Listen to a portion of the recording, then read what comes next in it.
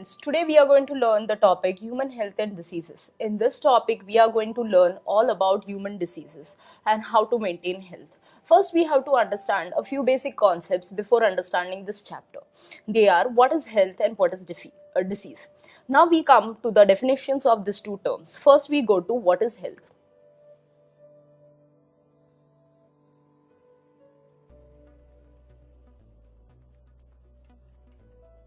Health is generally defined as an absence of disease.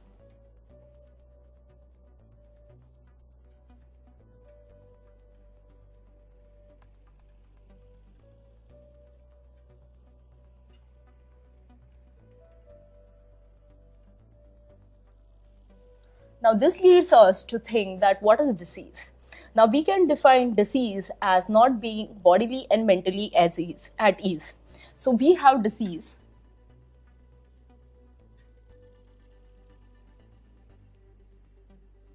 which can be split up into two terms.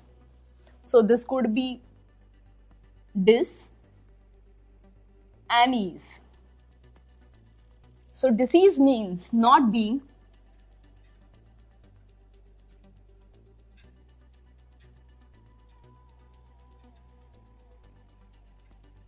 mentally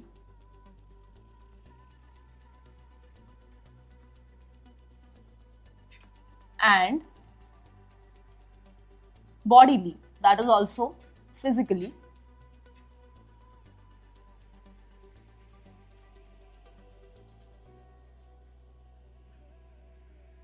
at ease. Now when we understand these two definitions, we should look back into a little history of disease. So long time back, when the diseases were not actually discovered as they are now, there were some theories propounded about disease. We go to the foremost theory of disease that dates back to the Greek period.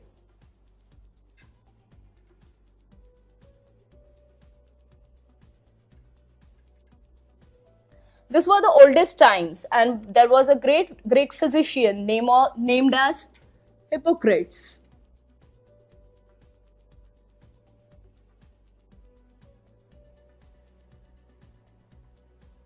Who propounded a theory which is also known as the humor theory. So this was known as the humor theory.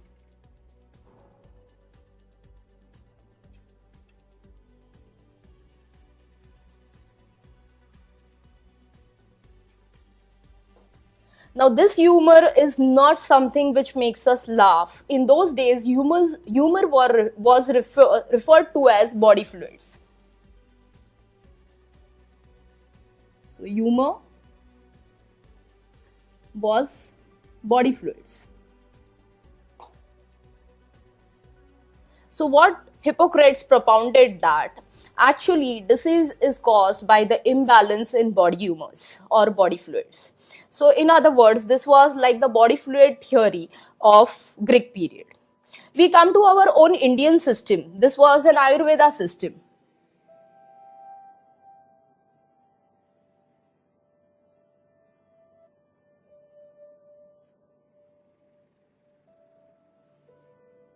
The Ayurvedic system said that disease is caused due to an imbalance of the three doshas. So in Ayurvedic system, we have an imbalance of the three doshas.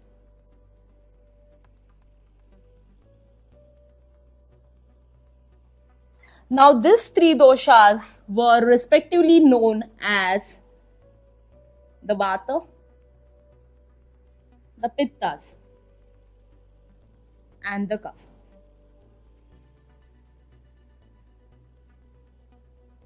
Now let's not names confuse us. This Vata, Pittas and Kaphas were more or less similar to the body fluids.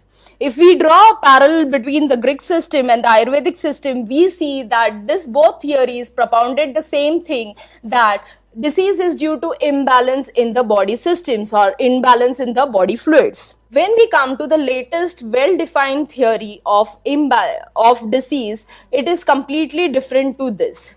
Later in this period, there was some few scientists who discovered the actual cause of the disease. Like we had different kinds of discoveries which actually disproved both of these theories. So we have now these two theories been disproved.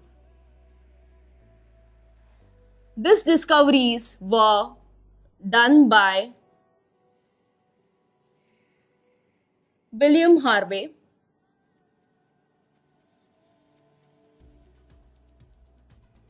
who discovered circulation in blood.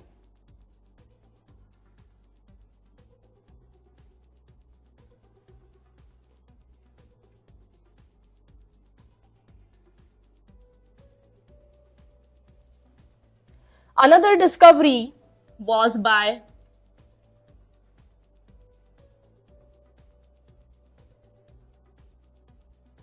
Robert Koch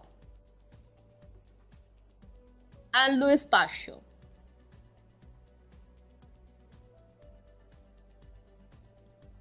Both of them discovered that disease was caused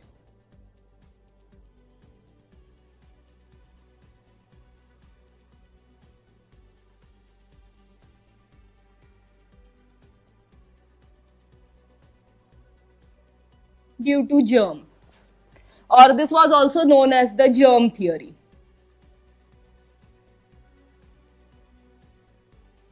This leads now to understanding that disease is not actually caused by the imbalance in body fluids, neither it is caused due to an imbalance of three doshas, but most of the communicable diseases are actually caused due to germs, which are also known as pathogens. The latest definition by WHO, this was in 1948. The latest definition given by WHO in 1948, this says that health is actually said to be the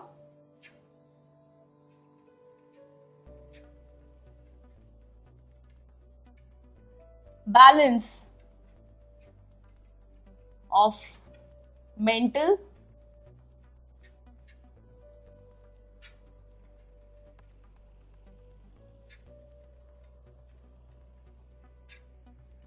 and social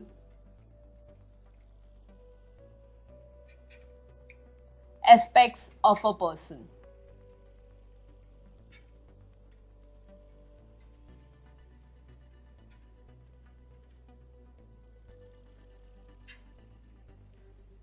To this, we can add another aspect that is also known as spiritual aspect. Nowadays, a lot of emphasis is also placed on the spiritual aspect of a person. Now, this balance can also be disturbed due to many other factors which are not actually disease oriented. Like, there are factors which affect health.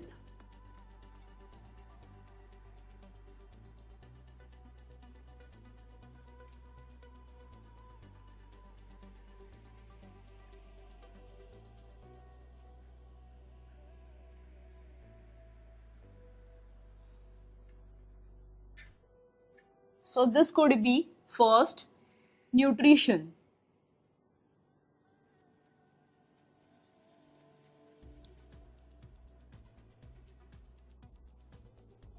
congenital.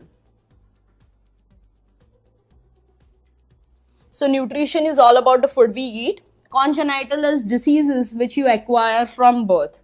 So there are some defects in people from birth itself. This comes under the category congenital. They could also be occupational.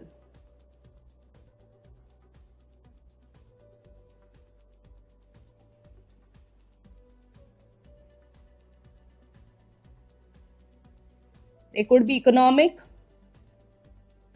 So we know that a particular occupation also affects the health of a person. People are health affected also because of economic reasons. The last one is environmental. In occupational, we can also add in one another point, that is known as lifestyle. So either nutrition will affect the health, so this has nothing to do with the pathogen. It could be because of congenital reasons, that the disease may be inherited or the disease may be present from birth. Occupational, the way the person works or where the person works, that also affects the health. It could be lifestyle based, like bad eating habits, addictions, bad drinking habits. So this could also be another aspect. We come to economic.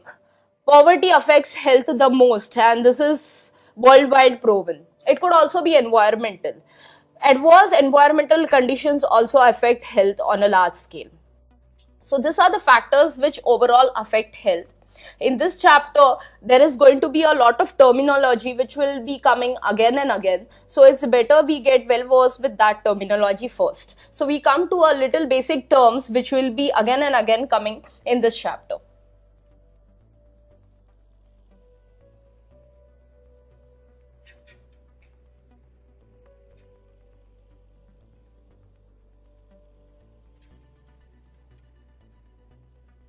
So here we come to the terminology. The first in this is pathogen.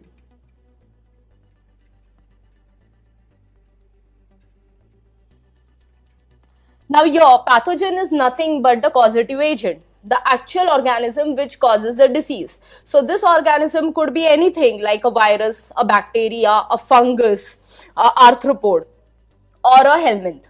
So pathogen is actually the causative agent.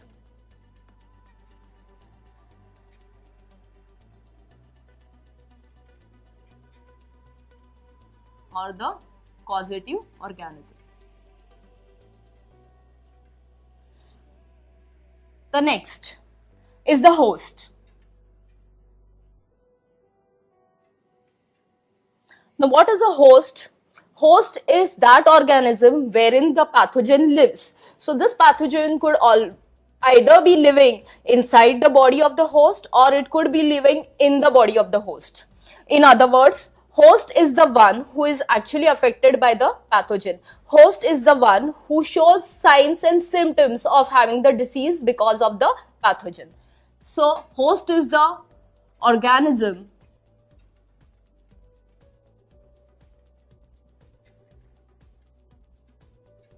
affected by the disease.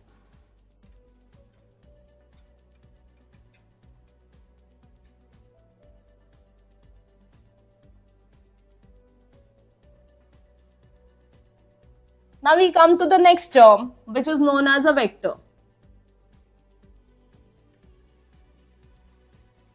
Now vector is also important in this chapter.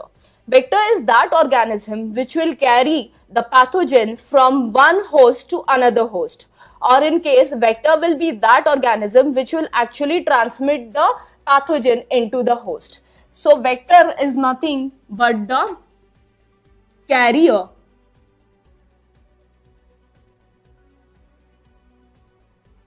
especially non-human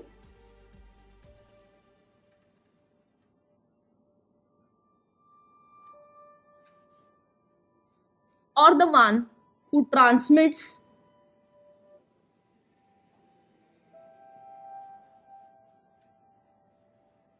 the pathogen.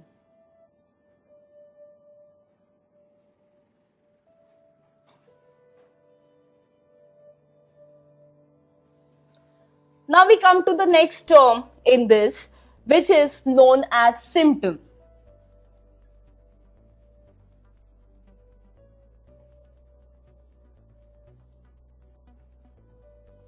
Now what is a symptom? Now when a host is affected by the pathogen or the pathogen lives inside the host, immediately no signs tell you that the host is having the disease or the disorder. It is some days after a period of time that the actual signs start to appear, which indicate that the host or the person is suffering from disease. These signs are known as symptoms. So symptoms are nothing but signs which indicate disease.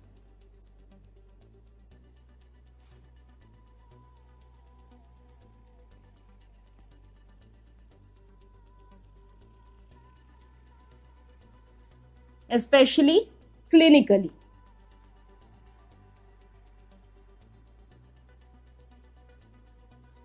Clinically means that you can see the signs of disease, or a doctor can make out the signs of the disease.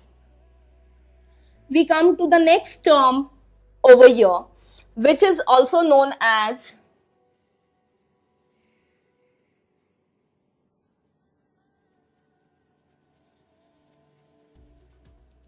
incubation period.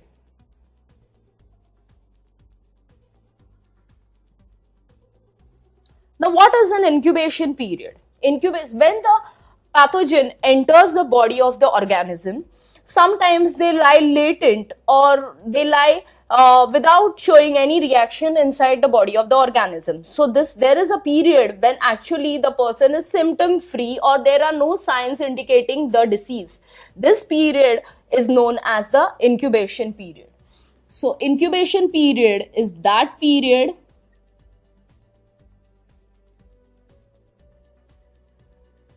when no signs or symptoms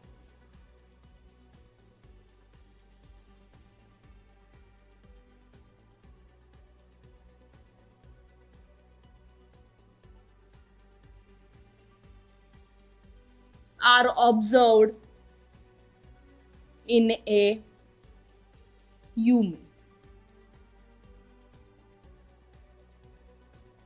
So with this, we have learned the basic theory about human health and disease. So what we learned is what is the history of human health and disease, what are the modern definition of human health and disease, and what is the basic terminology you have to deal with in this chapter. There is going to be a lot of classification of human health and disease. We will come to classification according to the type of pathogen, and then we will learn in detail about few of the most common disease found over here.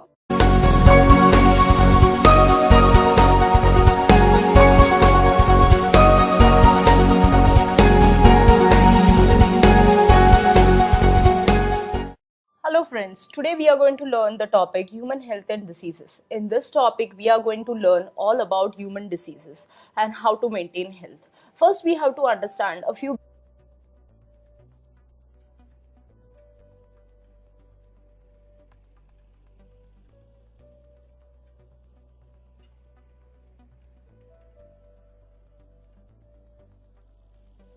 Now, this leads us to think that what is disease?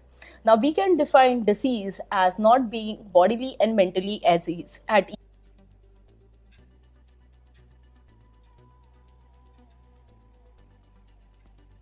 Mentally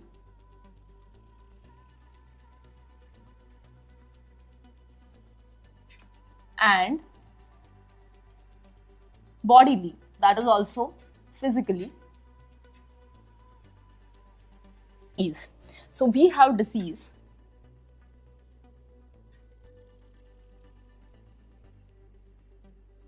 which can be split up into two terms. So this could be dis and ease. So disease means not being. Basic concepts before understanding this chapter. They are what is health and what is disease. Now we come to the definitions of these two terms. First we go to what is health.